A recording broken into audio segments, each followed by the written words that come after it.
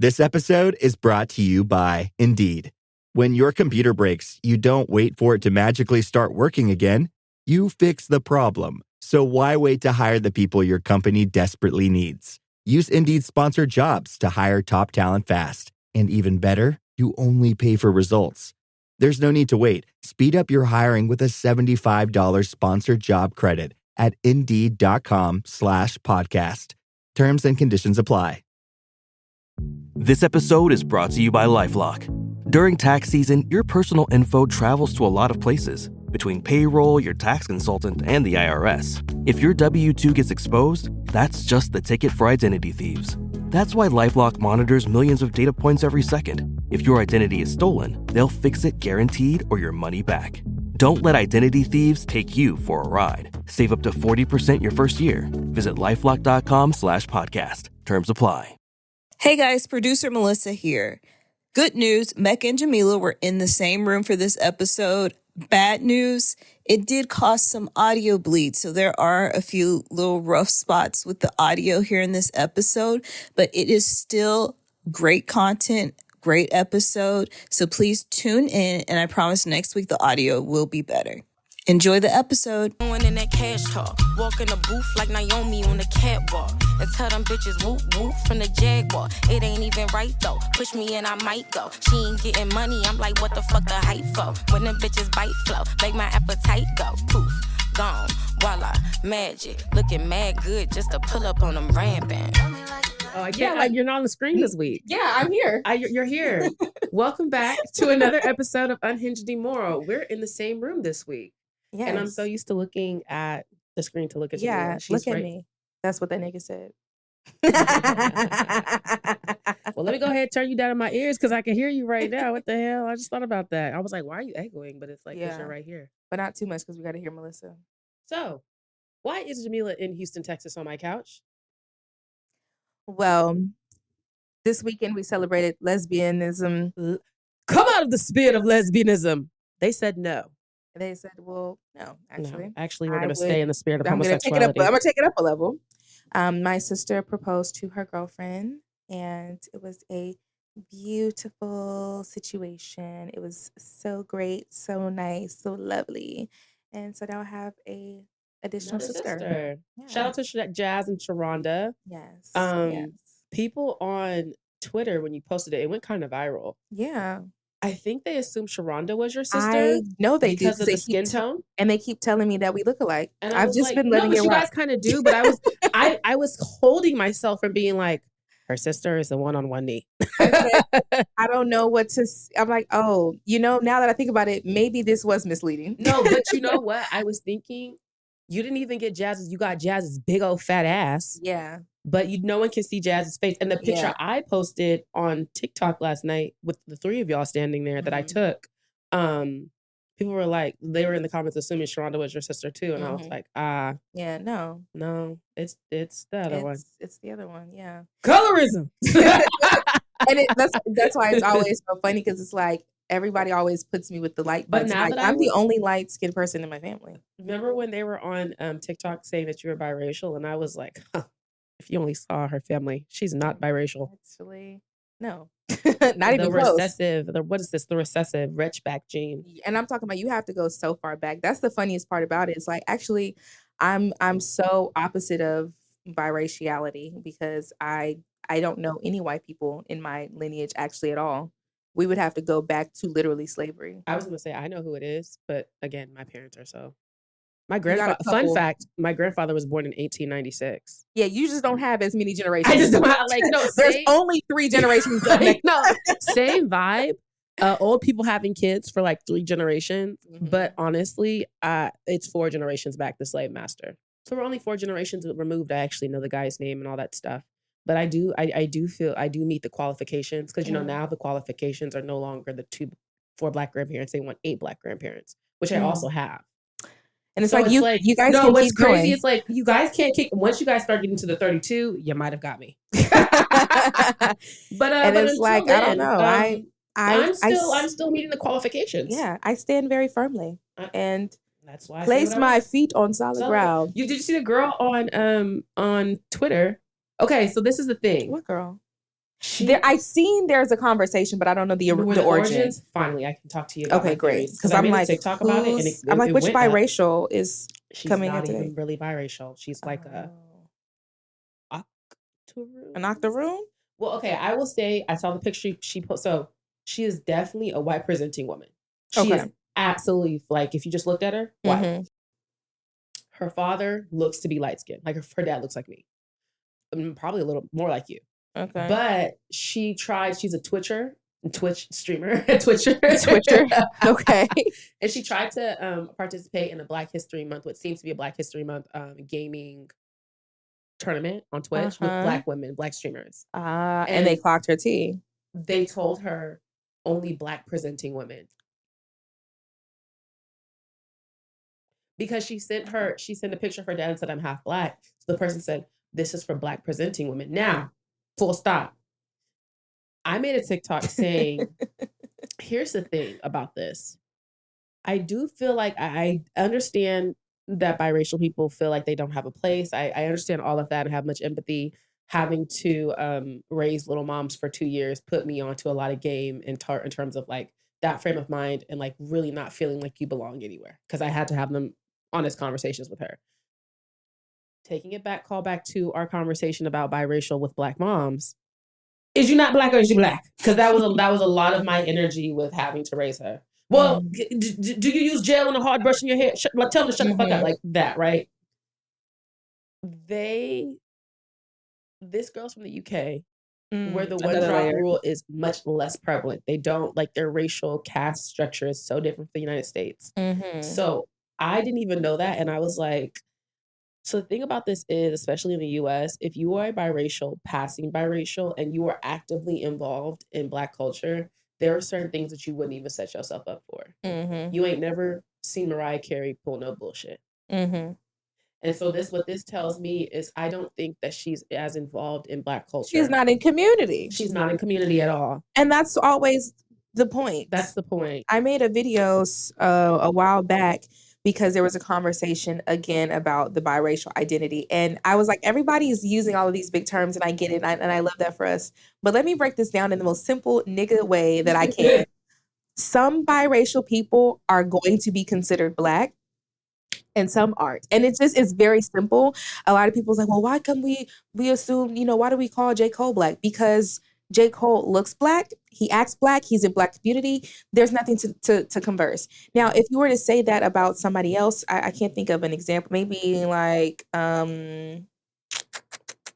let's say Rashida Jones, just because I know she's pretty white looking, but I don't know her scenario. So let's assume that Rashida's definitely, but that's the thing. So Rashida and Kiara are Peggy Lipton and Quincy Jones.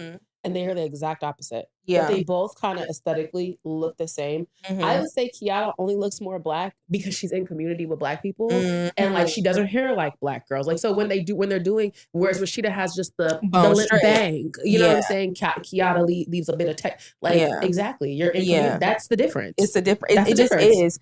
And it doesn't have to be this like super extravagant conversation. I feel like Black people who are obviously Black, who have never questioned their Blackness, it's a split decision for us. It's not even something that we think about so deeply. That's why it's funny to me when it becomes a deep conversation. It's like, actually, we didn't think about it that deeply. We never thought, oh my gosh, the reason we consider J. Cole Black is because it's like we just did. It was just like an easy recognition. If you look at pictures using Rashida and Kiara as an example again, if you look at pictures of them as little girls, they look very similar. And then as they go through teenagehood and decide who they're going to be, then they start looking like who they're hanging out with. And Kiara was actually best friends with Aaliyah. And they have like matching. And it's like Kiara looks like Rashida full stop. But then you see Kiara next to Aaliyah and it's like, these are two Black girls. You know what I'm saying? These are two Black girls with the blowout and the swoop and all this shit. And it's just like, yeah, even if you're going to look at someone like Mariah Carey, someone like Alato, you can tell they're biracial, but you can also be like, oh, well, hanging out with Black people. I was saying, I can tell which side congregate on, gravitate towards. Yeah. And I really think that, like, at the end of the day, even when you're discussing people who are quote unquote passing, that's what it comes down to. But even if you are passing, again, you have Mariah Carey has never pulled no bullshit. Yeah. Mariah Carey has never, mind you, Mariah Carey is recognized for the most part as a Black woman, but she doesn't do too much. Right. When people are like, you don't look, she's just like, well, yes. It is what it is. It is what it is. And because these are just things that are about things. And I've just noticed like there's a lot of mixed people in California, obviously. Same with Kiki Wyatt. Exactly. Who's like obviously so Black because of it's like mixed people who really be around Black people are also like Black people in the sense that they don't give a fuck. Exactly. Like, you know what I'm saying? Like, it's just, I don't care. Shut up. Like, what are you talking about? Remember we were saying a couple weeks ago, like, we're some hypocrites. You're not Black. Yes, I am. Okay. Right. All right. Well, next conversation. The biracial tendency. When do we give biracials the time to speak? Is always the question. But I want, like, again, I really feel like it's the biracials who are like not around us. Who feel that way. It is. I've So, never yeah. seen this young woman, so I can't. If you show me a picture of her, then I'll give you of her Black or not. No, I can show you. That's why this is funny. And this is just based off my thoughts, just my opinions, just me looking at her. You're gonna see, and that's how I determine it. To be honest, if I look at you and I think you're Black, you're Black. Well, you won't think that. That's the old average Negro scale. I can tell you won't think. Just let me. I'm looking at this picture of you. Oh yeah, that baby not Black.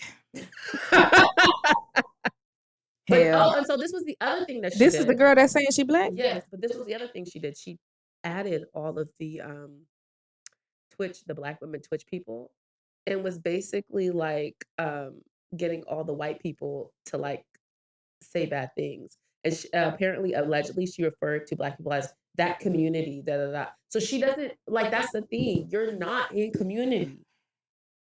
It's getting racialized. It is getting racialized. Yeah. That's gonna be a no for me, baby. With our conversation with Han, you could, like, after talking to Han, you could tell that she was somewhat tapped in. Yeah, a little bit. You can. I can tell off. It's an easy one too. They were mad we posted Jake and Han during Black History Month. Yeah, I don't know. It just was the. They were already lined up. What do you want me to do? God damn it! What do you want me to do? Shit! I just feel like. What did y'all want me to damn do? First of all, the thing is, you're not subscribed to our Patreon. That's number one. Clock that T. These episodes are 3 weeks delayed. So these are from these. Our Patreon got the Black History Month schedule. I'm just, and on top of that, I took a long time to download them. So what? Sue me. I don't know. I guess the timing, I didn't even think too much into it. I'm also just Black, so shut up. Not gonna take y'all seriously. What the fuck is y'all talking about? Oh, mind you, we have 5 other episodes with Black creators that we need to upload. Mind you, Jake is the only white that that is the only white person we even talk to. Wait. It's just because the comment was under Han's video and not even Jake's. It was like, yeah, y'all could have kept Jake and Han this month. You know what, y'all ain't there. I ain't gonna. I said, now wait, hold on. Y'all are so funny. Y'all funny. See, I love that y'all just be saying whatever the fuck. I was gonna say, sometimes it be a bit mean, it be a bit rude. But the ones that be funny, I do be laughing. Like that one that said, y'all, the girl, I think it was a girl. She said, you could have kept Jake and Han this month. I was in my room cracking up. I said, damn, y'all, we recorded these in January. Damn. My bad. Subscribe to our Patreon, $3. Check our links. You'll be on the Black History Month schedule. Hello. And you know one thing about us, at Black History Extends. Fight the power. It's all year around. We're not just boxing ourselves into 1 month. We're going to extend that motherfucker. How about that? March is Women's Month. So more black women. Hello. Black queens forever. Snow bunnies never. Will end hard. Oh my God. My bad, y'all. Shit. I'm sorry. Anyway, what you been into on the TikTok streets? Honestly, I've been in such a ignoring era. Yeah. Same. And it's been blissful. I love it. I made a TikTok about how I'm loving being on the outskirts watching everybody else beef, and like how there's kind of like a still like some fragments left over from the Beyonce bowl of it all. And I said, why does a little part of me hope that you guys remain enemies forever? I mean, listen. It's funny. Like, I don't know. Like, this be you guys What were being the like fragments arch nemesis. I love it. Oh, what is the fragments? I honestly, I don't know where we're at now, but I just know that yeah, they're never going to forgive each other. And I don't know. There's fragments of conversations and arguments and hatred left over from spawns of Beyonce. new beef Yeah. that spawned from the Beyonce bowl that is now dying out. Yes. And just I truly don't know all of the arguments that have happened. I've just have been watching people talk, and I'll hear them mention names like, oh, that Tory girl, or oh, that Julesy girl, or oh, that Han girl, oh, that Imani Crutches and Spice girl. Like, they're just name dropping and like cussing. I don't know. I have no idea what the context is. Nor do I care. But it's like, I think Christina had said it really does remind you of like being at a family gathering where it's like, these cousins hate each other. And I'm not gonna lie, as a messy bitch who lives for drama, I think it's so tea. Yeah. I think it's so tea. I'm living. Like, and then the one cousin, I feel like we're becoming the cousins who be trying to stay above it all, but somehow kind of being messy. What y'all have said, and then you come and dip a toe in, and you ain't got all the information. That's not even all this. Oh, my bad. Yeah. Oh, let me shut the hell up. Shut the hell up, girl. Yeah. That happened to me this week, and I did the ignoring. I was like, oh, Drew had made let me stop. Drew had made Drew Afawalo, by the way. Afawalo had been on a podcast. Yeah. They posted the podcast. Yeah. They posted like a clip of the podcast on Valentine's Day. On Valentine's Day. I guess when she was on the podcast, it was 3 years ago. They said she was talking about a specific situation. Yeah. But the clip they've said was love yourself. That goes crazy. I start seeing what are these videos on my For You page where people are of just the conversation. Just the conversation, right? Which is a conversation I've had before, on here about like dating and loving yourself. It's more, I will say, some of the videos I saw were a lot of energy. Yeah. And it's funny the way I got sucked in because I watched, I was like, oh, I'm not mad. Like, I just want to talk about this. Like, everyone's talking about it. Like, it's whatever. And I even referenced that in the video that I made. I said, I ain't mad enough. I'm not single enough that I'm mad, but if I was single enough, I could see why y'all was mad. Like, my video was very jokey, very cheeky, like not serious at all. Yeah. Like, literally jokes and shits and gigs. Yeah. Then they were like, this video was old. So mind you, my video was so lighthearted. When somebody said in the comments the video was old, I was like, oh, still don't care. I mean, okay, like, that's what I. You know how like you're literally not shit talking someone, even when you know the context, you're like, oh, okay, cool, like the video's old, right? Thanks for the context. Thanks. What does that change about what I said? Wait, hold on. That was the funniest part because I felt like my video was. I said, fuck you. Yeah. And then big finance man and both of y'all go straight to hell. You'd have thought I said that. Because I don't understand what happened. I don't know what happened. I went to sleep. Mind you, I was watching it because I made it late the night before bed. Comments were pretty cool. And again, the person who corrected me in that night span. So it was just like, okay, went to sleep. Don't know what the fuck happened. Blew up. All of a sudden, Drew and Mecca are beefing. I said, whoa. No, we're not. Where did this come from? I'm like, oh. And then I like got sucked in it too because it's just like Mecca and Jamila and Drew. I said, no, I get in it. And it's funny because it's like, let me go rewatch my video because am I stupid? No, wait. I went and rewatched the videos I made and was like, I didn't say anything wrong. I mind you, I rewatched it, chuckled. Because I'm so funny. So funny. Literally. You know how like when you start getting the group chat, hey guys, I know you guys would tell me if I said something wrong. Everyone's like, no, you didn't say anything wrong. Yeah. But I can tell people, like always, we're just going off of what they were seeing the conversation. Because you always know that second wind when, okay, a conversation's happening and then the video actually pops up on your For You page. Yes. I got that inundated with the comments like, is this the video you guys are talking about? And I was responding like, yes. And people were like, this is not what I thought. This is not what I thought. It changed. And that was the part like, I'm like, okay, guys, I think there's this thing that happens on TikTok where it's like, you make a video that's in some way, shape, or form being perceived as a disagreement from somebody else, and now all of a sudden you have energy and you hate this person, or you. It's like, which is so crazy because someone had Did y'all hear what I responded to said? this. I had said, even if I disagree, which the sentiment, because there was a girl and they're like, Viola Davis feels the same way, and I was like, first of all, I felt like it was low key a micro. That's why I was like waiting. whoa. I was waiting for the exact microaggression Yeah. because the comments.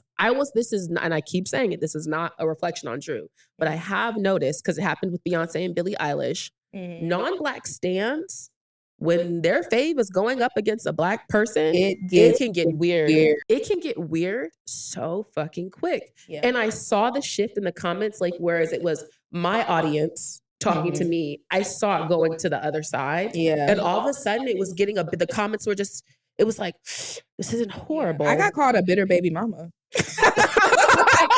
What? I said, now hold on. I may be a bitter baby mama. What does that have to do with You know what's so you? crazy?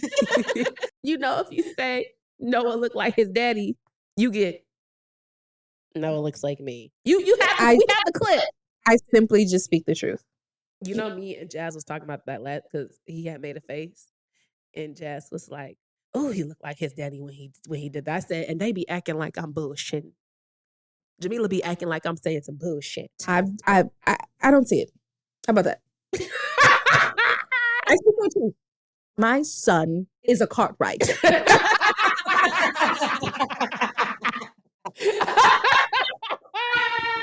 Please, bitch. And that's all I knew, darling. Oh my God. Little no, it's caught as a bell. My son is a bell.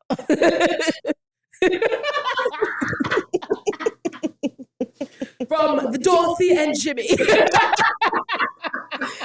The jeans are strong and long. You hear me? Please, I'm crying. I was not ready for the Cartwright. I haven't seen that movie in years. I'm always willing to quote a movie. We're going to take a break.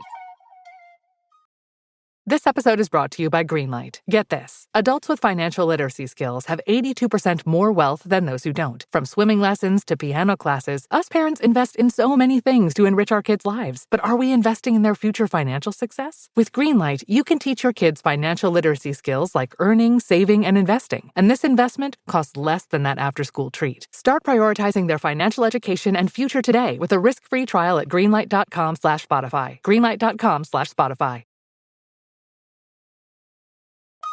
And we're back. Thing is, the family that prays, isn't that what that's from? Mm-hmm. That is such a quotable movie. It's so honestly, good. that's one of Tyler Perry's best. It's one of his best. It really is. It's so and good. you only have to see it maybe once or twice, but you're gonna know like the quote. That's so fucking funny. It's iconic. When Tyler Perry does his big one, He he going does to his big do it. one.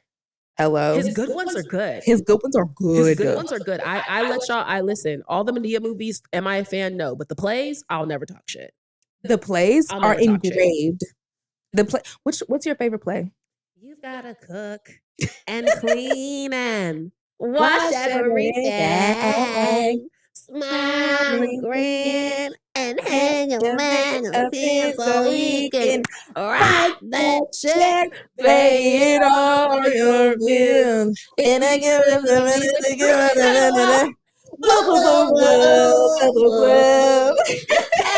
Hey, honestly, yes. Which play is that? Is that from? Which play is that? I Can Do Bad. I don't. You know what I will say? I don't remember them by the names. I remember them by the stories. One of my favorites is the family reunion play. That's when they're in the backyard the whole time.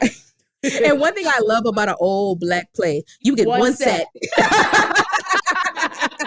We got one set, baby. We gonna flip that motherfucker around. I love it. Yeah, they're in the backyard the whole time, and that's when they have the boy from Silk singing. Yes. When I tell you, me and Jazz sing that song all the time. Go on, sit on right down and let me talk to you. There's something I want to say. I said, oh yeah, he ate that down. So the thing is, what's so crazy about Tyler Perry plays is how like you started singing it, and it was like coming back as you're singing it. That's how engraved they are in your head. The old school joints really are. I would actually. if he redid the plays today, the play. that the real Flex Alexander is going to be in that's coming to Houston. I don't know the name of it or anything, but I was telling her, I was like, yes, we are in that era. Yeah. Let's go see a live Black play. I would love if Tyler Perry, like, I know he's kind of done with the plays, but if he was to come back and do a tour, and I want to be in one so bad. I always want to be in a Tyler Perry production. Yeah. I don't know, because like that's the type of shit that like I'm talking about. Was that that was Jazz when we had the crawfish boil last weekend. We were sitting talking because and of course Jazz and Sharonda were the first ones here, but like we're talking about as you get older, it's like you still want to socialize, you want to go out, have a few drinks. Do you want to go to the club and sit in a section? Well, no. Right. But I do want to do an activity. And we were talking about like all the activities that you can do. And I told her about this play as well. I was like, I see the allure of like being an adult in the early 2000s and going to a Tyler Perry production. Yes. We're going to pregame. Yes. And we're going to go sit down and watch this play and laugh our asses off. Right. And that was at a time where he was just at the cusp of fame, where he was still only Black famous. And I'm talking about Black hood famous too. So where it was like so accessible. It wasn't hard to get tickets. It wasn't hard to do anything. Like you could just do it. They were still going to the box office around that time. Like that is just so... I always say, I don't know if you feel this way, but I'm like a sucker for nostalgia. I feel like I am wrapped up and I never want to let it go. Some people think that you should let go of nostalgia. I never will. No, listen, I literally just made a TikTok before I went to bed and I woke up this morning and I had like 300,000 like views. And I was like, yeah, people feel like this. But because I was talking about nostalgia, peplum tops are back in style. Are they? Yeah. So don't know if I'll go that route. Because this girl made a video. And she was like an older millennial, and she was like, peplum tops were like, boo. And she's like, I saw an ad for it today. And I was like, and so I made a video. I was like, oh my God, I think I saw the same ad, but our energy about this situation is so different because I'm a sucker for like 2010. Like, I know everyone loves Y2K, which I do too. Yeah. But the 2010s is when I was in high school. And that's when I literally had a subscription to 17, Teen Vogue, Word Up, which is, I said the Black Tiger beat, but I couldn't think of the name, Word Up. And I was on YouTube. Like, I was just such a teenage girl. And like, these are the trends that I was literally in my room, like, oh, when I get money, to be a part of. When I get money, I'm in the Jeffrey Campbell Hills. I'm in the bandage dresses. I'm in the Did you ever have some heelless heels? My auntie brought me some. Heelys? Yeah, me and Darrington had those. I never learned how to skate on them because No. The heelless heels. The ones that... No, but I wanted. Do you get what I'm saying? Remember I was telling you that when I was at your house last week, the the music video for EXO encapsulates 2014 perfectly. Like that is, I'm like, yo, our era is coming back in style. I'm fucking ready. I've been seeing flannels. Bitch, I'm ready. That's what I'm saying. Like the 2010s fashion, especially by the time 2014, 2015, we were in college. So we didn't have money, but we had it started to change a little bit. It started to change a little bit. I'm not ready for the hunter boots to come back. I don't want those to come back. There are some things I'm gonna let the babies enjoy that I don't like. I've been there. I don't think I'm gonna go back to the peplums. I never really liked them, to be honest. Oh, I think they cinch your waist in so hot. Yeah, but I feel like they always looked really good for big titty girls. No. Because they would just cut off right after them tits and boom. And they look real good on big titty bitches. I think a good peplum with, don't hate me, a capri. I thought you were going to say a pencil skirt. I was going to say, come on, Sister Mary. Listen, I don't want, we missed business casual. I love capris. I love capris. God, I love a capri. I never stopped wearing them. Just a little bit of ankle meat. Well, in California, let me say this. I feel like capris they are more out of style now, but they just started and it's funny because it looks like they're cycling back. So that means they were only out of style in Cali for a couple years. Because I remember when I went to Hampton and people were like, you're wearing capris. And I was like, well, I'm from California. It's hot all the time. Like capris and some Birks? Bitch, come on, that's a fit. Capris and some Birkenstocks? I remember there's a pair of capri pants that I had when I was a younger girl. And they had these like colored buttons. They had exposed buttons. And I just thought I was so fly. Like none of these bitches had these. And I felt like they made my butt look big. Mind you, I'm 13, but that was what was important to me at the time. I wanted to, and I thought I had a plump booty. Probably did not have anything at all. I had nothing. I was flat chested. I was just a body. It's about the exactly. And so I wore those. I think I wore them every week. I would make sure they were washed and make sure they got back in rotation. What's so crazy is being in middle school and high school and having your favorite article of clothing that you literally wear once during the weekend, every weekend. Yeah, I wore them the day that Michael Jackson died. That's a fun fact. I remember the outfit. I remember what I was doing the day Michael Jackson died. We had went. What's crazy is I'm about to age you. We were with my godbrother. He was like 2 or 3 because he was born in 06. So it was about 3. It was the summertime, and I know that because we were out of school and it was like a weekday, and we were at the big library in downtown Sacramento. We had taken me, Darrington, and Juju, Jaden, and my mom had taken us to the library, and we did our whole morning in the library and all this stuff. And as we're leaving the library, a homeless man, because downtown Sacramento, runs into the library and starts screaming, Michael Jackson died. Now, again, this is a fucking library. It's silent. And there's a man who's clearly homeless screaming, Michael Jackson died. Michael Jackson died. You know how my mom is a teacher and she's strict. She walked straight up to him and said, you shouldn't speak like that. Lindy had to gather that man. She said, because like she's an old school fan. She said, you shouldn't speak like that. He's like, he's dead. And he looked crazy. But what's crazy is that is the type of hysteria that actually happens. No, and I'm not even done. And they don't even know. So we walk outside. Cars are like driving slow because it's downtown. But again, it's downtown. Maybe it's traffic. But the air was like different. So we get in the car, which again, aging you, Juju's graduating high school. They moved to Atlanta, actually. I'll be in Atlanta in May for his graduation. But like, we get in the car. My mom turns on the radio. The first thing they say, the king of pop, Michael Jackson, has died. My mom, whoa. She didn't we have to sit there for a second. And then obviously they're playing all his music. People were stopping on people were like, full stop, I have to stop. Like people were having to go around, and then you're like going around these cars and the windows are down because it's summertime, it's hot. They're like clearly crying, and it's like Michael Jackson playing on it. It was the craziest shit. I hadn't seen the world stop like that until Kobe died. That was the same type of the world had to pause because the world fucking paused. Granted, when Kobe died, we were all inside because of it was right. It was just COVID. At the beginning, so we were like, we didn't know just how serious COVID was. School was about to start. I forgot. I was at my ex's house. I don't know why I wasn't outside that day, but we were at his house. But I was also. It was just so weird the day Michael Jackson died. There should be a movie the day Michael Jackson died. No, literally, that day was so insane. I will never forget the intimate details of that. I was actually at my grandparents' house in Mobile, and because we were just there for the summer. It was me, Jelani, and Jonathan, and they were on a rampage that weekend. They were so bad that weekend, Jelani and Jonathan, and I just was feeling like I'm the older sibling. Yeah. I was too cool for school, so I would always just sit with my grandma and watch her stories and stuff. And so I had on my little capri pants that I said. I had on this orange shirt with gold jewels right here. It was my favorite outfit, honestly, truly. I had on my best for him, okay? And we were just watching my grandmother's stories, and my grandfather. She was watching Days of Our Lives. Oh, she watched all of them though. Okay. She was faithful, but I think we was watching Days of Our Lives that day.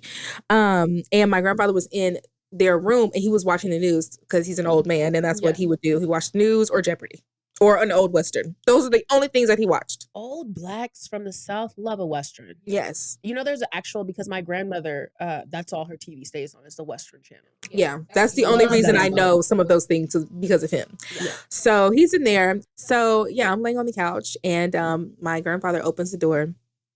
And my grandfather was infamous for just saying things. Just what are you talking about? He was a man of his generation. Still a black man. But it's funny is he was a man of not many words. He was not a talker. Yeah. But he would always just say random things. And so he busts out that door. He go, y'all turn on the news. They say Michael Jackson the damn died. Excuse me? I said, Granddaddy, why would you say something like that? Because I'm thinking he's trying to play with me. Why would you say that? I'm thinking he's trying to play with me because everybody knows that I was Mrs. Michael Jackson. Like I was indebted. I was like so down bad. So I'm like, Granddaddy, why would you say that? That is so mean to say. Until they actually turned on the news. I said, and mind you, when they turned on CNN, the first image I see is him on that fucking stretcher. That image is engraved. Was he covered up or not?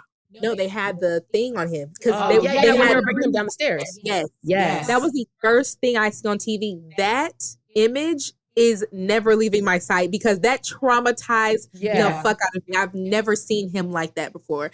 And that image is insane. I was like, oh my God, like that shit was serious. So I said, what the fuck? I literally, at that point, it wasn't confirmed. See, right, because they didn't know because they were trying. Right, we were watching this live. That was live footage. Right, they were bringing him into the ambulance, so that was live. And so I remember it was Wolf Blitzer who announced it directly. I was there. So before it had got announced, Jazz mean ass called me. She said, Michael Jackson's dead. I was like, no, he's not. CNN has not confirmed. Don't you speak evil over his name. I hang up, and I mean, not 30 seconds later, Wolf Blitzer goes, we have confirmed Michael Jackson dead at 50.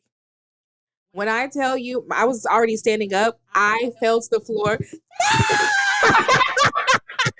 I'm talking about full on hysteria. I'm on the floor flailing. Jelani and Jonathan come from the back room and they're looking at me like, what the fuck just happened? My grandmother is trying to pick me up off the floor. Like, come on, baby. Come on, baby. I am losing my mind. Like I don't think I've ever screamed before. I lost my mind. I was so distraught. I literally was just like, no, I was supposed to see him. No. I'm literally like just falling out. Like I couldn't even stand up. And so then my grandmother picks me up and she's like, it's okay, baby. It's okay, baby. Everybody got to go. And she starts to give me the death talk. And I'm like, I don't want to hear this right now. That is Michael Joseph Jackson. And so what's crazy is this is how you know I was really Mrs. Michael Jackson. Do you know that my entire family began to call me as if I was the mourning? I was in mourning. I heard. They were calling you like you was the one in mourning. They were calling me back to back. I had so many. I don't even remember who all called me because I was just so disillusioned. But my whole family was calling me like, I heard about Michael. And it got so, I heard about Mike, as if we all knew him. But it really was crazy because like, it just felt so unreal. Mm-hmm. And of course, I knew at the time he was planning his big tour, This Is It, which was going to be his like, farewell. I was fully ready to go to that tour. I was pissed. How could you die? But you went and saw the movie. Well, of course. Yeah, I mean, I went to see the movie, but it's not the same. That's not the tour. Yeah. I wanted to see him. I wanted to be front row like I am going to be for Beyonce. And I wanted to scream and I wanted to have my moment. So, but yeah, it was such a distinct day. And then, God, they did not make it any better by drowning us in Michael Jackson for the next couple of weeks. We were drowning in Michael Jackson. Remember the BET Awards was like right after that? That's how his children don't even know that was Chris Brown's comeback. Michael Jackson dying was his like comeback. He was crying, snotting. They had to damn near change their whole show in like a matter of like a week. Damn near. Janet Jackson did a scream. So good. That was on the MTV. That was the VMAs. Yeah, it was so good. I was crying then too. I cried with everything, to be honest, with Michael. His movie's coming out, the biopic that was actually authorized by the family this time, and I'll be crying for that as well. Okay. Yeah. Was American Dream authorized by the family though? Yes, but it was a miniseries. This wasn't a movie. Yeah, and it wasn't just Michael. It led up to right when he got to Thriller.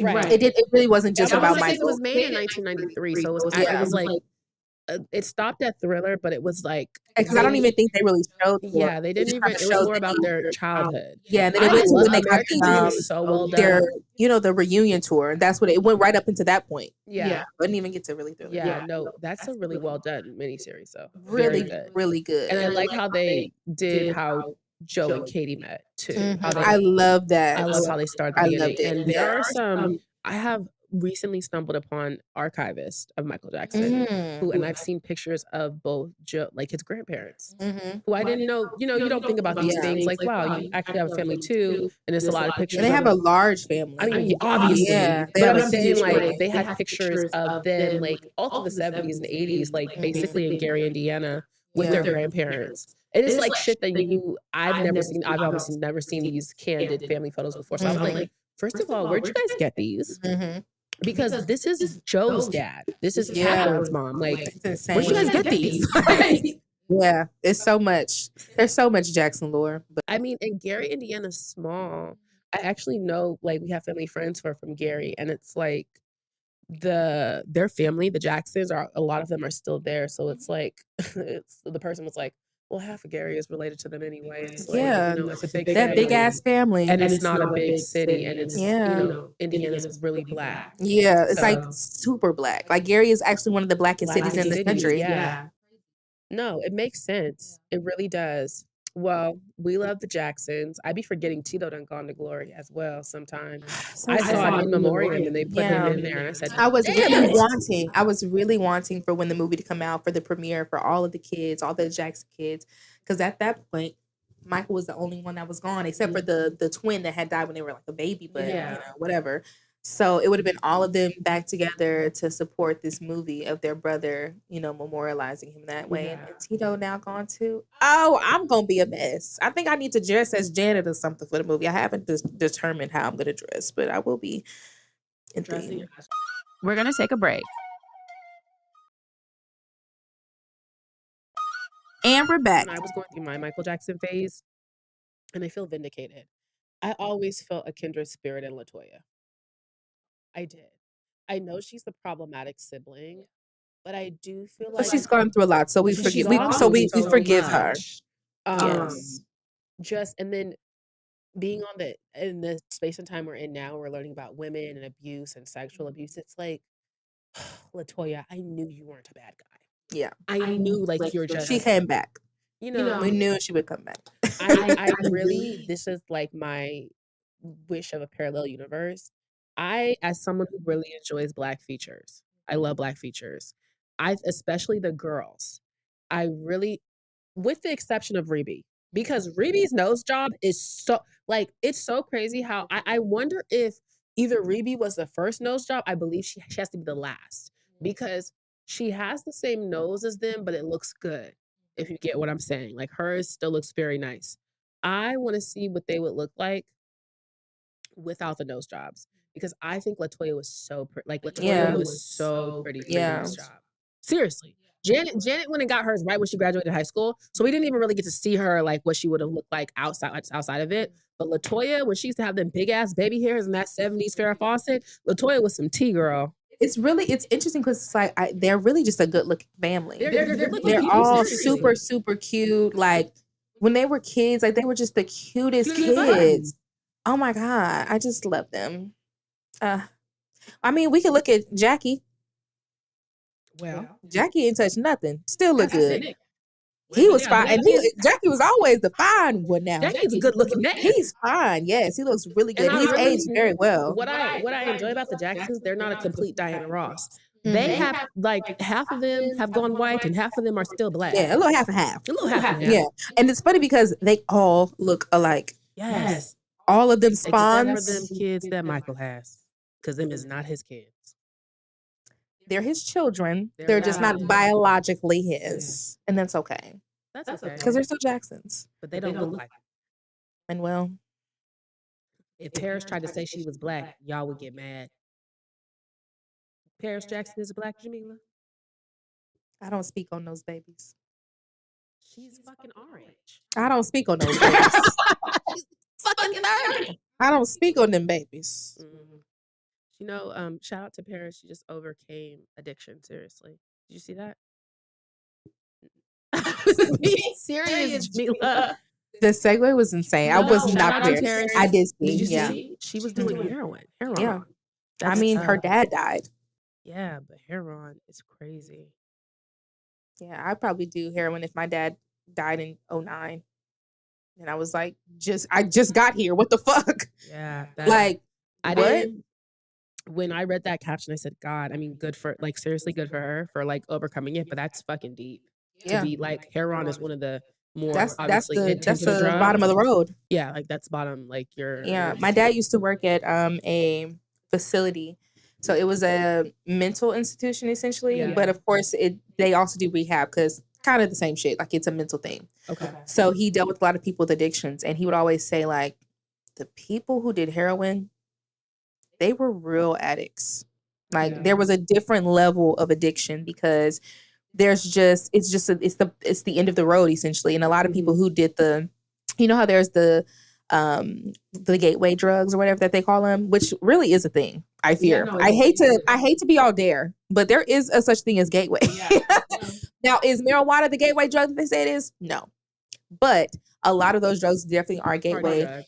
Right. And so they'll kind of just take you. And because heroin is so addictive and so intense, like it's hard to shake. My dad used to do heroin. Damn. Yeah. He overcame that. Like, that's a fun fact. He doesn't have any veins in his arm. So whenever we take him to the doctor, it's always like a pain in the ass.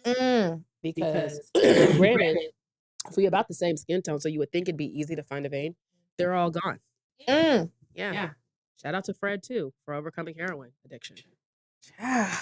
Just good old Ray Charles.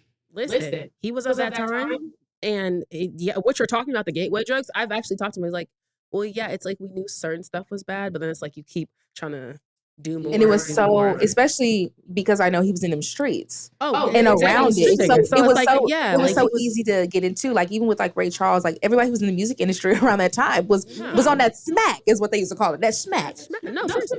Yeah, on that dope. That's why whenever someone was like, I said, heroin, and they're like, yo, what time are you from? I said, hey. The old times. You do that. Like, yeah, we heroin. That's that heroin. That's that heroin. Yeah. Yeah. Damn. Yeah, it's actually insane. That was fun, though. My dad also said that. Yeah. My dad said old school shit though, like not the one that's cut with no, the real shit. The real shit. The pure shit. The pure shit. That they was get with the panky. That at like studio. Yeah. If I was a product of the times, let me tell you something. I would have been doing. Y'all just don't get it. I'd have been boned in. I would have been. Because I'll be honest, I didn't see. I'm not diagnosed officially with ADHD, but them taught me Adderall too. And the way that Adderall makes me not have no appetite, bitch. Yeah. If I had been on, baby, my jaw would have been. Looking like Chris Brown. Let me tell you, baby, I would have been in Studio 54 sweating. And I would have been skinny as a board. And I would have like Diana Ross. And I would have had all the boys. And you want to know what I love about the thin Coke thin? You so skinny that your titties deflated a little bit. The children don't know about It'd be nothing but the little chest. Oh, just nipple. Just chest and rib. Just sweating. And they didn't give a damn. Yeah. I would have been there. I would have for sure been there. Pupils, no doubt in my mind. And it's funny because now, like, because of who I am, sober, I actually am terrified to ever see myself on the cocaine. I don't think those are things that I don't need. And I'm glad that I have that discernment in myself to know that, because number one, I feel like I would get addicted to it because I feel like I would love myself on cocaine. Yeah, that's part of the reason, like, I won't say it's not like won't get diagnosed for ADHD, but the couple times the couple times I have, like, when I've taken Adderall a handful of times, like in college to focus here and there, like literally like 5 times. First of all, I love it. Secondly, I don't eat for 3 days. And thirdly, I'm like, I don't need to be taking this on a regular basis. I got a raw dog life. Because I will, oh my God, before we go into spinning, I have to show you the story. I was like going to say, I will lose my ass. But the thing is, when I was living in Baltimore and going through it with my ex, because I'm one of the people who, like, people are emotional eaters. I'm emotional uneat. Like when I'm emotional, I don't have an appetite. I don't eat at all. So like when I was living in Baltimore, I was extremely thin, and I will never forget this boy from Sacramento. I posted a picture, and it was to the side, and I looked at the picture, and I like, granted, I was still slim thick. It was still a little bump. It just wasn't. It wasn't fat or nothing. I was This was skinny. small about. A little bump. He was like, "Damn, they don't let you have no ass in Maryland." And it was at that moment I knew. He Damn. said, "Damn, they don't let you have no ass in Baltimore." Oh. Oh my god. So I was just sad, and I wasn't hungry, so I can't be on these ADHD pills that are gonna make I will lose my ass. Damn, they let you have no ass in Houston? No, they let you have all the ass out here. It's me. Yeah. Yeah. And then you started eating again. Yeah. And then I never really stopped. If I was to do cocaine, I would like go. I just know I would be like, I would go in and I would just become a crackhead. Next thing you know, I'm smoking pipe. That's why, Jamila. Yeah, I would. Do you know the story? Darrington found meth in his car. Yes, you told me about that. My brother bought a car, like a obviously a used car, and he never uses the back seat, right? And it's a Lexus. So he bought like a used car. He just throws his gym shit back there. He only drives in the front seat. So he was cleaning it out one day, and in like the head part, it's like a compartment. So he's like, "What the fuck is this?" He opens a little booby trap, full on methamphetamine paraphernalia, and a whole thing of crystal. Whoever lost that was I tweaking know. the Wait, fuck out. yo, we said they was probably more mad about that than the repo. Oh, for sure. Because when I say that, mind you, he didn't know what it was. So he called his homegirl, shout out to Lex. Darrington was, I'm like, dang, we be out there, but we're not, like, we're Fred's kids, but we lend these kids too, because he didn't know what it was.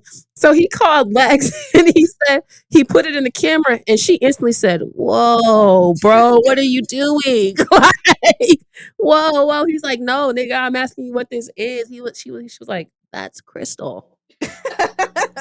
And no lie, it looks like shards of glass. It gets its name, honestly. No, yes. Yeah. It really just looks like crystals. Wow, interesting. Yeah. Do you know what crack smells like? I do. You've been to Philly? Shout out to the Eagles. Crazy. Didn't you say you want to go to Philly? Let's go smell some crack. My dad told me that crack smells like car exhaust. Let's spin it. We're going to take a break. And we're back. All right, y'all. Let's get into some spin it. All right. Spin it is our segment. First of all, I don't feel like we haven't said this in a while, but if you want to write in and let us know about your salacious, messy situations, definitely email at unhinged@immoralpod@gmail.com. I feel like we just be reading the spinets and we don't always say the email. But spinning is our segment. Jamila and I were PR communications girlies in undergrad. Now, full disclosure, we're not PR professionals. But we do like the hustle, we do like the game, and we do like to give you guys a little spin on how to get out of your pickle when it comes to something messy that you've done. We do have an update on, what was it, Brenda, Catherine, and Brianna. Was that the names we gave them? Brianna, Catherine, Angela. The girl who, Angela was the friend, Catherine was married, Brianna was talking to Catherine. The episode where I was like, husband! Where Mecca was. I did not realize you were sleeping with that lady husband. I thought that was a boyfriend. I thought that was an apartment, not a home. So we have an update, which is exciting. I'm loving the updates, y'all. Also, if you do send us a message, be sure to include your ages for all of the people involved so that we can really give you some good advice. Yeah, that matters. All right, let's get into it. Hey, Mecca. Hey, Jamila. I've been watching y'all pod for weeks, waiting for my spin it to air. And lo and behold, it aired on today's episode. Thank y'all for choosing my story. So much so, I felt compelled to give y'all an update. I told Catherine. Catherine is on Brianna's head. Catherine also got her man back. No, that's right, bitch. He said he did it to get her mad because he knew he could get Brianna. Brianna, don't you feel like a stupid bitch? Damn, I know you feel like a dumb slut. Keep going. Catherine and her man are back together. After watching, I see it wasn't clear, but they were not married at the time, but they are married now. Woo! And- It's been 2 weeks. God damn. What the was the courthouse? Okay, I'm sorry. Keep going. We just. I'm confused.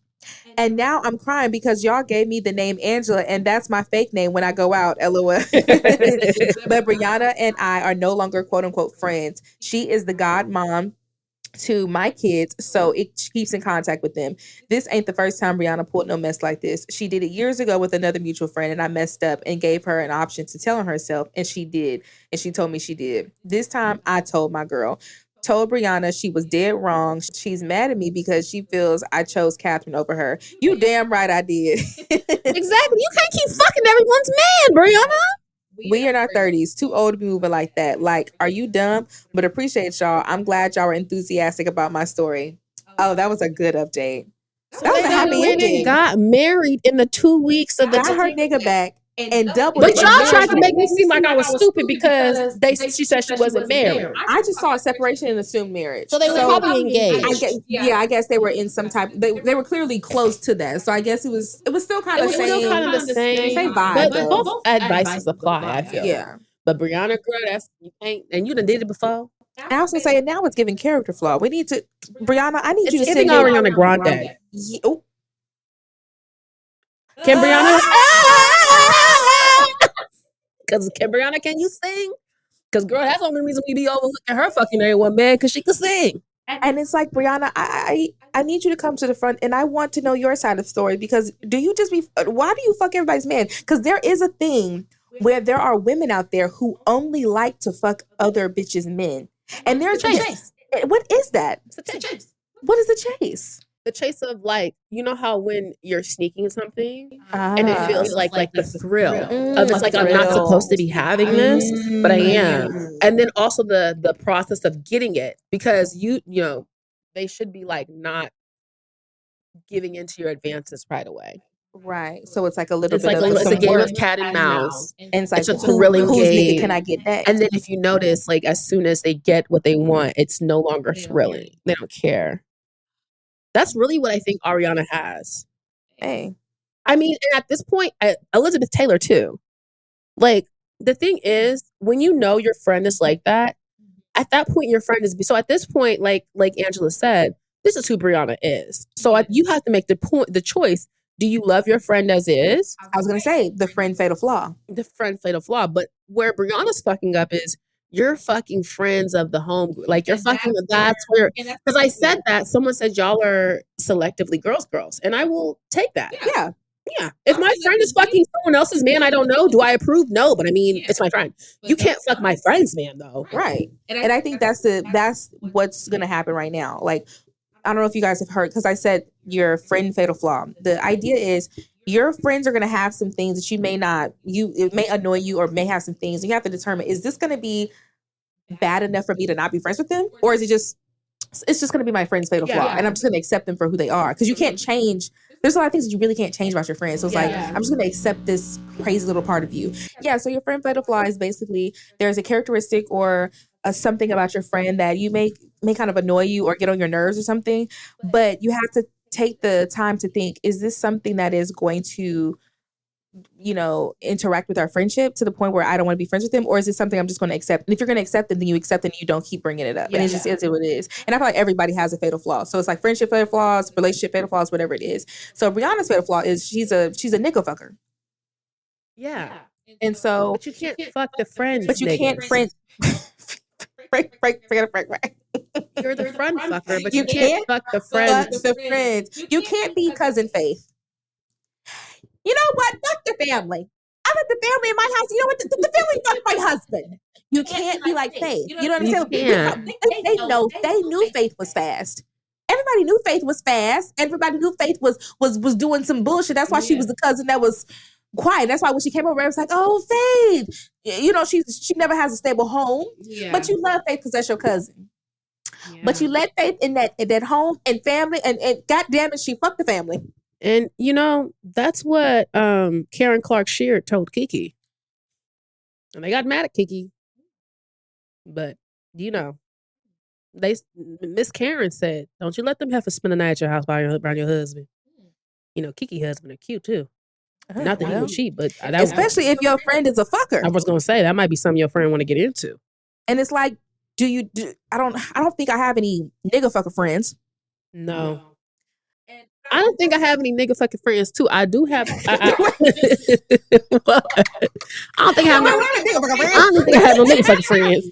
But I don't think I've ever had the thought of like, let me not leave this. I haven't had that girl thought. around my man. I haven't had that if you thought. do it, maybe you did it and he did it too, and it's just gonna get done. I've never had that thought. I've had some homegirls be unfaithful, but that ain't my business. Yeah, same. I don't care. When they say, would you be friends with somebody who's cheated? Did they cheat on me? I don't give a fuck. Niggas do it every day. Shut the fuck up. Cheat every day. I don't care if my bitch cheat. Girl. She didn't Do cheat it on me. All right, we about to get into this other spin it. Because last week y'all got mad. Oh, y'all only did what is this? What is this called? An update. My bad, Joel. My bad, Joel. Oh, Roberta Flack died? And we just talked about Michael Jackson dying. I thought she was already dead.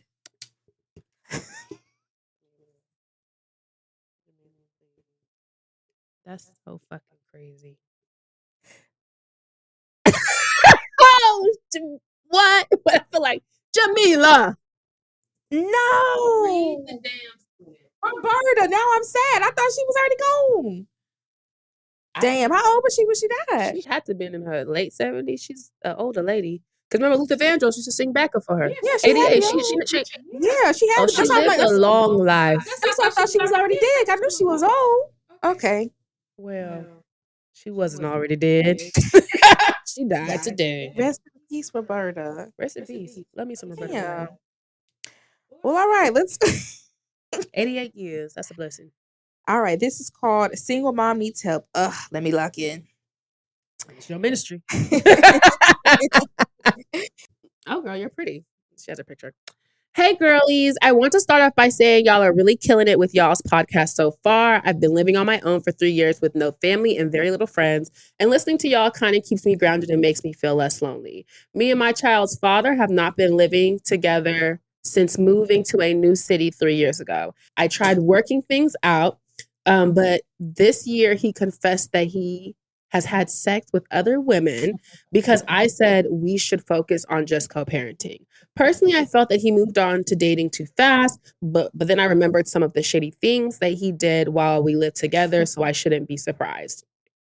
I think I'm ready to move on to date. However, seeing my mom get into abusive relationships after her and my dad split, I wouldn't want to risk having my daughter, 7 years old, see me go through the same things. Do you guys have any advice on dating or talking, being a single mom? I'm not desperate or looking into getting into a new relationship, but this broken heart needs a distraction. Okay.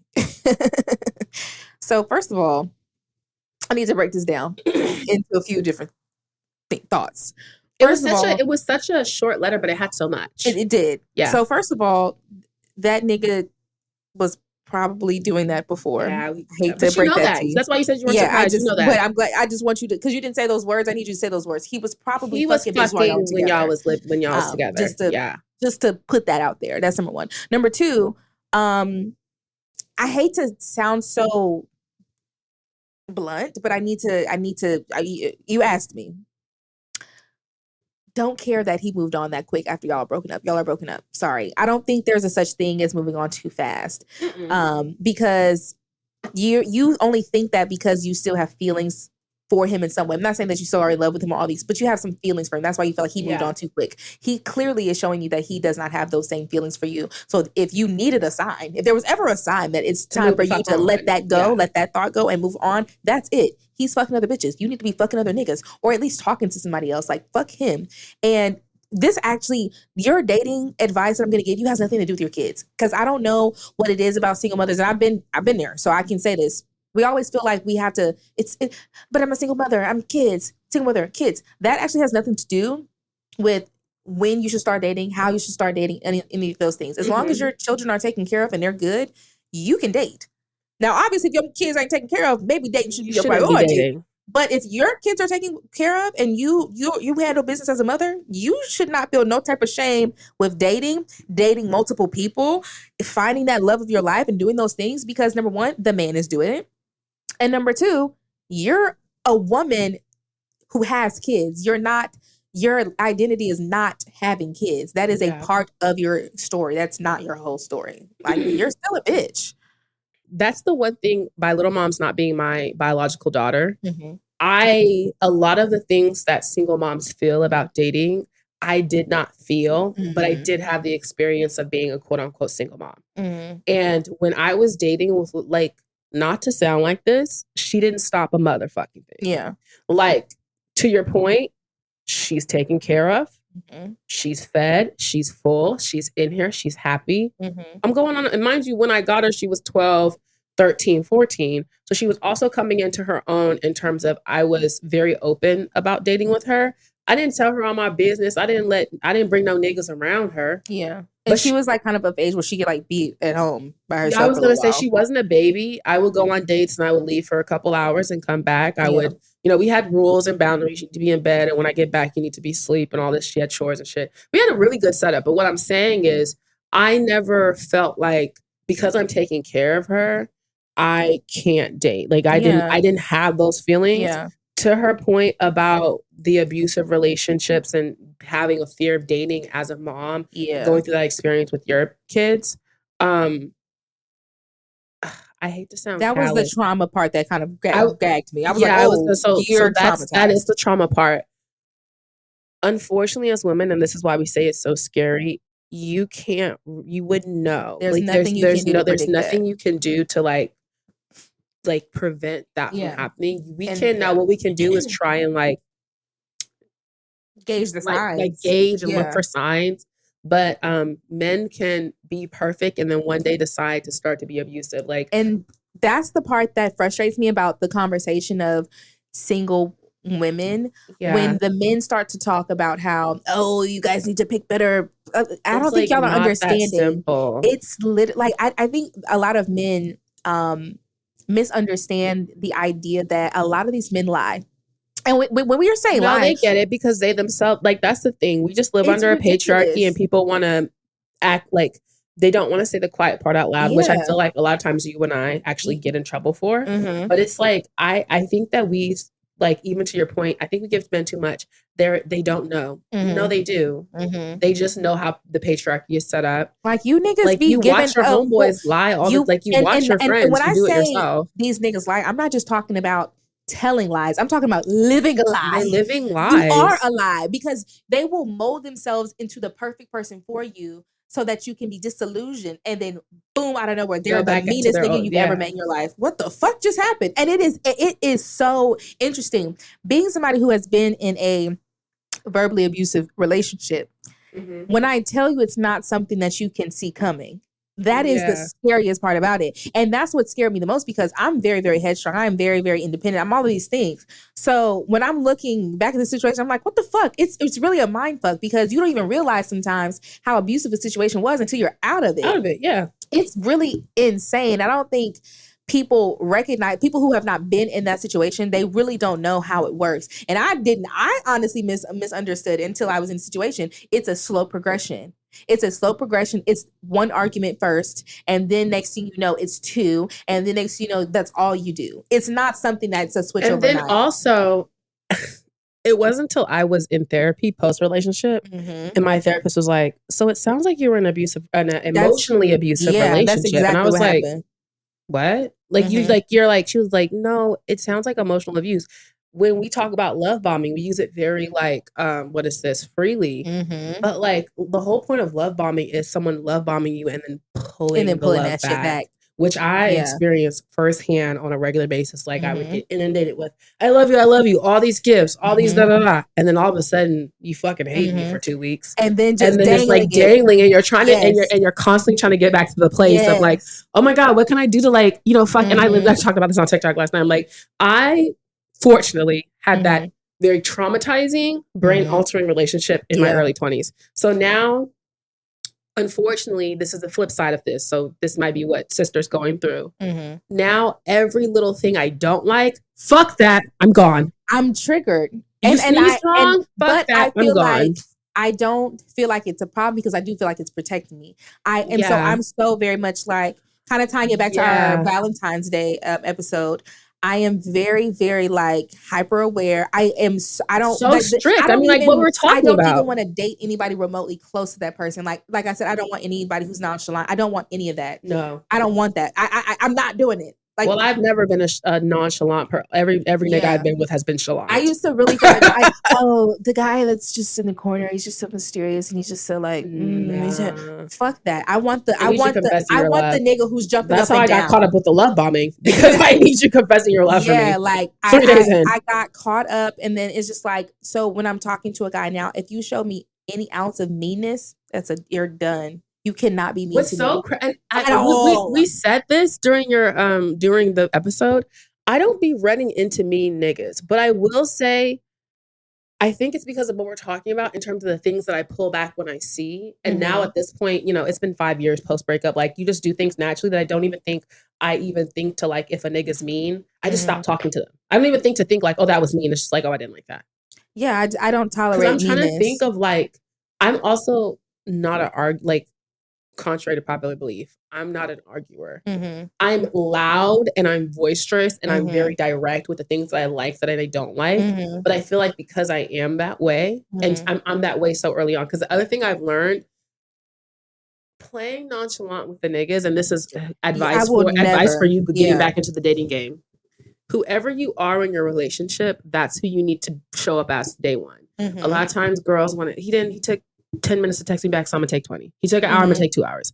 No, if I'm looking at my phone, I'm gonna text. I am sporadic. That's who I am. And you're going to the same point, the niggas are acting, you're acting. So what's gonna happen is he's gonna get used to you being this nonchalant, I don't care. And then he's gonna think that's you, and then he's gonna do stuff and it's gonna be pissing you off. And in that respect, that wouldn't be his fault because that's who he thinks you are. And that's why I said I show up as myself. And you're just gonna have to take it or leave it. Yeah, you're gonna have I don't know. I'm insane, babes. I'm not the cool girl. Right. I'm not about to sit up here and like try to calculate the time that I need to text you back. I'm gonna text you back when I want to because I saw your message. Like I'm not doing that. Like I don't care if it seems like I'm thirsty because I text back fast. I don't. My phone's always in my hand. I literally don't give a fuck. Like you're gonna think what you're gonna think. Say no shit. Like at this point, like if a nigga said, "Oh, you text me back too fast. You're thirsty," I'd be, "Are you 17? What the fuck?" I just would never. Like I don't think that far through. Like I'm gonna text when I want to text. If I feel like calling you, I'm just gonna call you. I don't feel no shame about it. Yeah. Like I'm definitely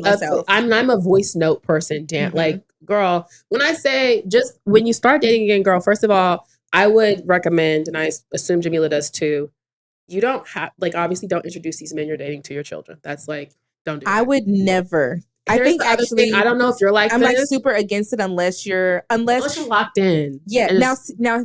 Now Noah has come across, which is different. And that's a whole different thing. Yeah.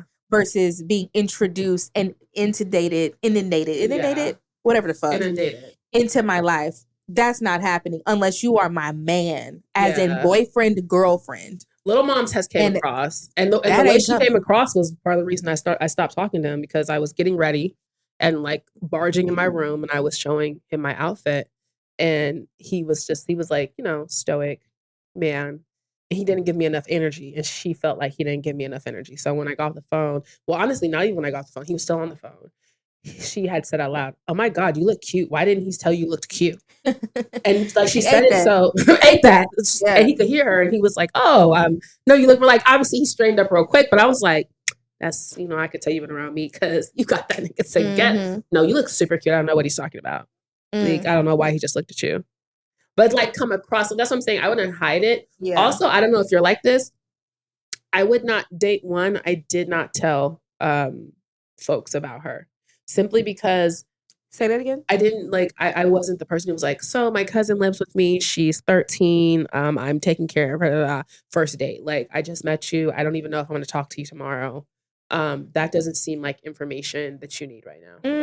Maybe just because that situation is different because it's a whole thing. Yeah. But for me, it's like, it's just my son. So it's like, and he lives with me. He's always lived with me. It's like, this is actually a thing that you need to know, because if you don't want to date somebody with kids, and it's like But so the actual cool. thing is, I noticed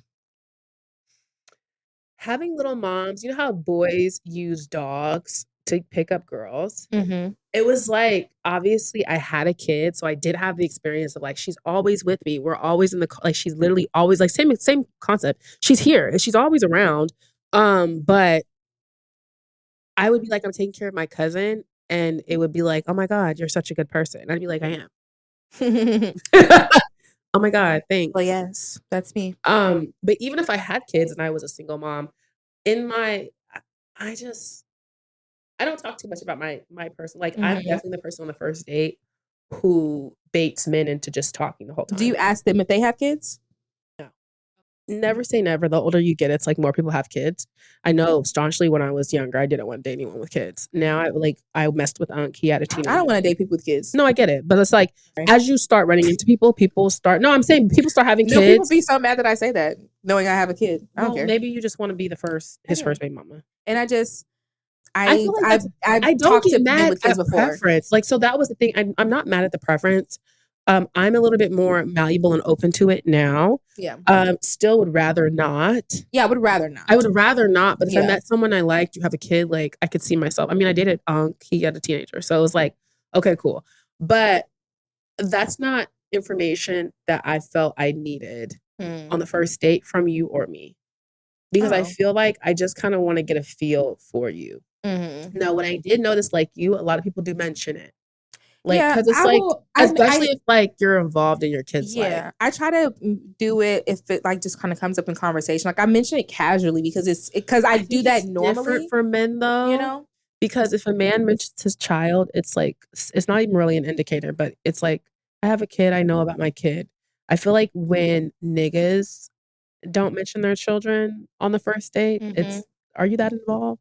They're not. So I like that was, and that's what I was gonna say before we had to pause. But like, actually, I would just sit there and like when I go on first dates, I kind of like, oh, so what about you? What about you? Like, I don't even really do me. Like, I'm a talking. You're a yapper, but I get it. But I just to Mama's point about abuse and different stuff. Yeah. I really like to take that first date to even figure out, am I going to talk to you tonight? Like, am I going to tell you, like, is this going to something that I want to move forward with? And I feel like when you let people just talk, you learn so much naturally, because they'll just, people want to fill the void. So we just start saying things about, like, you can tell, like, niggas will start talking about their politics, their kid, like all this stuff that you'd be so shocked at the things that people don't ask about. And it's like, all these things I truly care about. I need to know. But I know, honestly, most of the guys that I've talked to and dated post having a child have known that I had a child beforehand also. So it wasn't also something that I had to like break the news to in a sense, because they either knew me from Instagram or something like that, or just in real life. And so it was like, it wasn't anything. Now, the guys that I met, like when I was on the dating apps there or whatever, but I also had it on my profile because again, like you probably had that you were I if I'm going to take you seriously ever, I would like to know that in the first conversation. Otherwise, this is pointless, because what if I really like your personality? I'm not going to try to... Well, like I said, I do feel like it's different for women because it's harder for women not to take care of their kids. Right. Like with men, it's easy for a man to be a father and not be present and be active. And it's much easier for you to get to know a man in 3 dates and just now be finding out about his kid. So again, but also I take those things into consideration too, because there was a guy that I was dating with a kid, and I very quickly noticed that he was not as involved in his kid's life as he made it seem.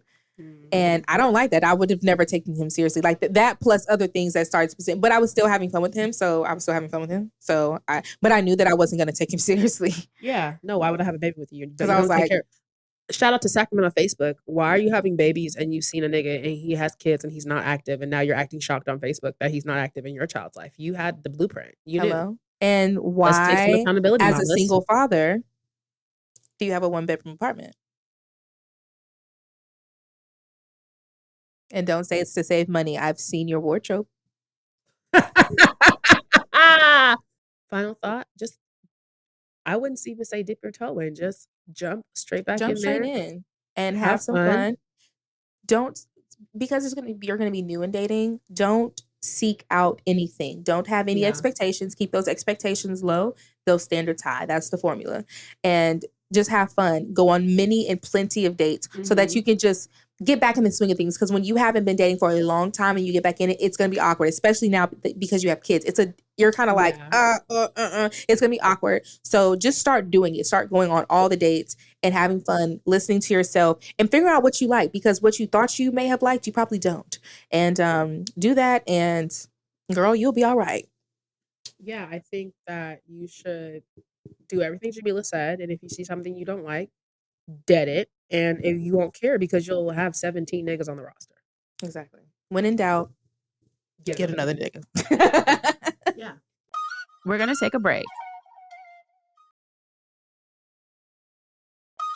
And we're back. All right, y'all. We're going to read some of y'all's comments that y'all have been leaving on our various platforms. We really love reading y'all's reviews and y'all's comments because it lets us know, what y'all are feeling. Are y'all liking the podcast? Y'all not liking it? Give us some feedback. We want to make sure that y'all are always tapped in, but it seems that y'all really like us. I don't know. All right. So these are from Apple. From Allison Arenality, whatever. Ladies, the way I've been needing a new podcast these days, I'm so grateful that you two are doing this. Looking forward to more. Thank you so much. This is from Lie A99. Y'all, I love this podcast. I look forward to it every Thursday. I be cackling. But if we have some updates, can we have that plus and spin it? Maybe have an update after the spin it. I was itching for a longer pod. Love from Barbados. Okay, from Barbados. Barbados. That was a bad accent today, sister.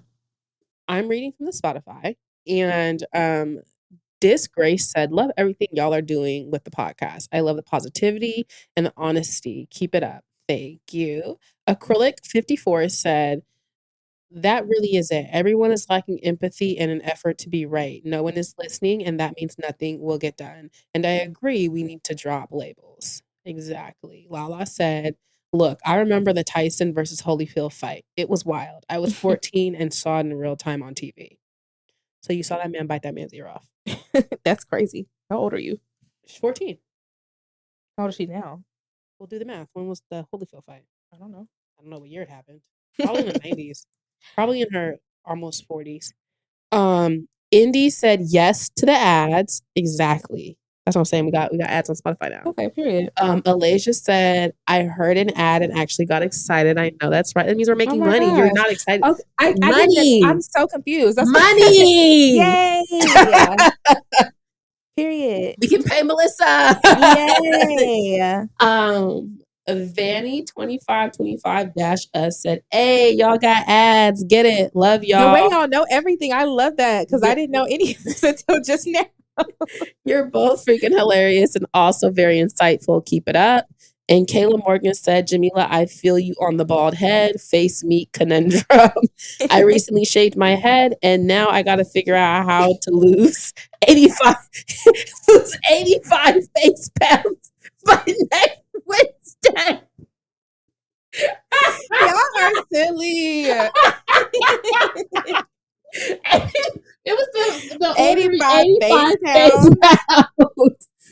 I'm gonna crying. steal that, Kayla. That is Y'all hella are funny. All right, these are from YouTube. Ed Mal said, "I love how YouTube puts Unhinged Immoral at the top of my feed on Thursdays. They already know." Exactly. Ed Master Shar says, "LMAO, it looks better this time. Thanks for the shout out, boo. I feel like I'm in trouble by the teacher." Oh, that was who had said it looked like I was on FaceTime. Oh, crying. Ed Jakaya C. Bell, cousin. C. Bell. Woke up because my stomach was bubbling, and now I'm up watching it cracking the fuck up. Ed Anime Chiquette. This episode wasn't long enough. Love y'all. Y'all be on our ass. It was under an hour last week. I love y'all. Y'all are so funny. Ed Pooch LXO. I survived Girl Scout Camp to Mecca. Shout out to Camp Menzies. At CC 4175. Born in Atlanta and raised in Cobb County. I have never been to Lake Lanier. Never will. I'm crying. It'd be like that though. At Very Well, darling. Lake Lanier is Oscarville. A thriving Black community. Central Park was also a Black neighborhood. Clock it. Yes, Oscarville. I forgot about the name. Thank you for that. At Kira Morris Esset 3838. Speaking of boxing and brain damage, There was this famous WWE fighter who killed his wife and son. Oh, I remember that. What was his name? Chris something. It was I that white man, because I'm a WWE head. Back in the Yes. day, I was. I definitely know what you're talking about. After they did the autopsy and on his brain, they saw how severely damaged it was. Yes, I remember when that happened. And also the football. Yes, Chris Benoit. Yes. I was like, I knew it was Chris something. And Yeah. then also it's not Troy, one of the Polynesian football players committed unalived himself. Oh shit. And they did his brain too. Yeah. You know that one what's crazy is that it was a black football player. He was talking shit, was crazy. He was talking shit about CTE, saying it wasn't real. And then he started to develop symptoms and he was like, I'm tripping. Shot himself in the heart and said, examine my brain. I forgot his name though. I don't know his name. I never heard that one. Yeah. He shot himself in the chest and was like, and told them, look at this motherfucker. It got to be something wrong with me. That CTE is shaking them. It's shaking baby syndrome for adults. Yeah. Just shaking that brain up. That brain is sensitive. You can't be getting that head knocked like that. You got to protect that head because your brain is jello. Yeah. And did y'all know that your brain cells, once they're dead, they're dead. They don't regenerate. Yeah. Y'all are dying. No, that's why the lacking of the empathy and people becoming psychopaths was real. Yeah. They said Aaron Hernandez possibly had it as well. Oh, yeah, for sure. Yeah. That documentary was good. They posted a picture of his daughter yesterday. She's about in middle school now. Very pretty girl. She looks just like her mama. Damn. One of his teammates is like hanging out, like how what's his name with Kobe's daughters. Yeah. His documentary was really, I gained a lot of empathy for him. No, I did. You really, it's like, oh man. It sucks when you see people do bad things. Yeah. But you get the information on how they got there. It's like, this is just a sad situation from sad. Top to bottom. It doesn't change what you did. Yeah, but it's like, I have it's a damn. For what was done to you as well. Yeah. And it's like, damn, your head, you was really fucked up in the head. You're also a victim. You're a victim. Wasn't he abused or something along those lines? Mm-hmm. Yeah. Well, this was a sad note to end on. Don't let your babies play boxing, football, or do meth. To tie it back to the beginning of that. Or heroin. Or that heroin. Well, thank you guys so much for another amazing episode. Oh, let's give some announcements for the things that we're doing coming up. Okay. So yeah, I was gonna say, first of all, we're at 1:31, so no complaints on the time. Yes. But we did want to talk about what do you want to say first? So I was gonna say, first things first, by the time this drops, we will be on our way to Mobile. You're coming Friday though, right? I'm coming Friday because I will be at the rodeo cook-off on Thursday. So we'll be in Mobile this weekend for Mardi Gras. Happy Mardi Gras, y'all. Happy Mardi Gras nails. And then Mardi Gras in Mobile. You know that's a song? That is? Yeah, I made a sound. Oh, it's Mardi Gras in Mobile. Oh, we're gonna have to do it. It's like an actual song. I'm gonna play it for you. We're gonna have to do a little TikTok to that. Also, don't forget to subscribe to our Patreon. Yes, subscribe to the Patreon. $3 USD. Yes. In our both of our link trees or in the link tree for the main pages. Yes. And also when we get back from Mardi Gras, we are going to be going to Dallas. For meet and greet. We have something else. No, it's a fashion show. The fashion show and meet and greet. The Desiree fashion show. Yeah. And then some meet and greet stuff. You just keep following us for all the details for that. And then we'll be in Austin for a panel. We're working. We're on the Matthew Knowles plan. We are. Shout out to Melisa. She's got us on the ground floor. She said, y'all will be in the Fiesta parking lot. Yes. We will be hosting her country. We'll be festival. back in Dallas. We'll be back in Dallas. April, we've got some stuff. We're not going to say that yet, but April, we've got some stuff. We've got some cool stuff. We're also working on merch. We got our mock-ups for merch. And y'all are going to love them. Yeah, it's really cute. Even Flex is a part of the merch. Yes. That's crazy. We have our fingers tapped in. We're actually having a meeting today for our live show. We don't have a date yet, but we do have lots of really juicy things. A lot of juicy things. What else? Not to get too churchy. God is good. Yes. We are working. We are working. We're working. We're working. They tried to bury us, but can no man stop or woman what God has for your life? He will make a table for you in front of your enemies. Amen. Amen. Amen. Amen. See you guys next week. Unhinged and Immoral is hosted by Jamila Bell and Mecca. Produced by Melisa D. Monts and Diamond MPrint Productions. Post-production by Coco, Llorens. Production assistant by Melanie D. Watson. Music by Audie and Brooklyn Billionaires. And graphics by Claudia, Choi.